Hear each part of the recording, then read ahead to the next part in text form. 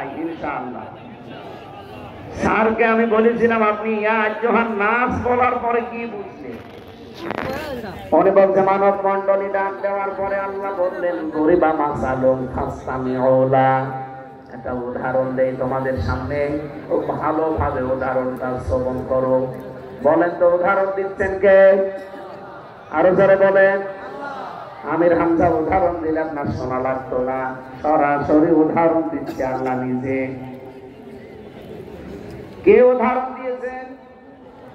ইন্নাল্লাযীনা তাদউনা মিন দুনিল্লাহি ইবাদুন মিন দুনিল্লাহি লা ইয়াখলুকু যুবাবা। নিশ্চয় যারা আল্লাহ বাদে অন্য কাউকে ডাকো, আমি আল্লাহ গ্যারান্টি দিলাম ওরা একটা মাছি বানাতে পারবে না, পারবেও না। ইয়াখলুকু এটা মুজারে, বর্তমান ভবিষ্যৎ, প্রেজেন্ট ফিউচার। মুজারের আগে যদি লান আসে বাংলা অর্থ দাঁড়ায় জীবনও হবে না। এই চ্যালেঞ্জ 1000 বছর আগে পার হয়ে গেছে, আজ পর্যন্ত কেউ এই চ্যালেঞ্জ মোকাবেলা করতে পারে নাই।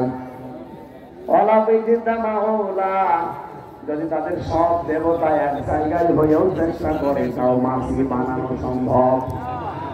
উনি আমার বলছেন কি করলাম এতদিন? তাহলে আমার 53 বছর বয়স, স্যার বলছিল 53 বছর আমি একাধারে তাদের সামনে মাথা নত করেছি। আমি বিভিন্ন জিনিস তাদের কাছে চেয়েছি, অথচ তারা একটা মাছি পর্যন্ত বানাতে সক্ষম না। এইটাই বাস্তব।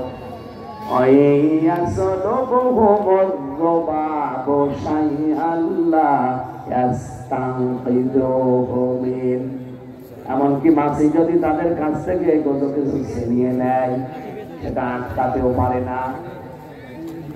আমি কি করেছি আমার বিবেক থাকার পর এতদিন? কতই না দুর্বল যারা ডাকে এবং যাদেরকে ডাকা হয়। আল্লাহ আমাকে তো দুর্বল বলেছে, যাদেরকে ডাকি তারাও দুর্বল। এই কথাটা আমার মনের ভেতরে বারবার ধাক্কা দিয়েছে। আসলেও তো ঠিক হচ্ছে না। আমার 2টা হাত আছে, আমি ধরতে পারি। আমার 2টা পা আছে, আমি চলতে পারি।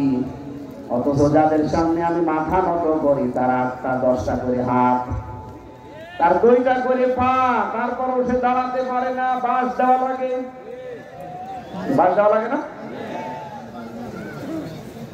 2টা পা আমার মতো থাকার পরেও বাঁশ দিয়ে খাড়া করে রাখা লাগে। আবার হাত আছে 10টা, ধরতে পারে না। আমি কেন মানুষ হয়ে এর সামনে মাথা নত করবো? এই জন্য আমার বিবেকটা রায় দেয়নি। এখন আমার স্ত্রী আর আমার 2টা ছেলে মেয়ে আছে, তাদেরকে নিয়ে আসার চেষ্টায় আছি।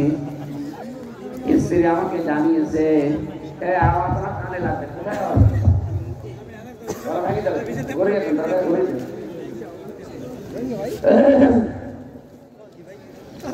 স্যার আমারে বলছিল আমার স্ত্রী নাকি ওনাকে জানিয়েছে যে আমিও মুসলমান হতে চাই, কিন্তু আমার মা মরে গেলে, মুসলমান হলে আমার মা রাগ করবে।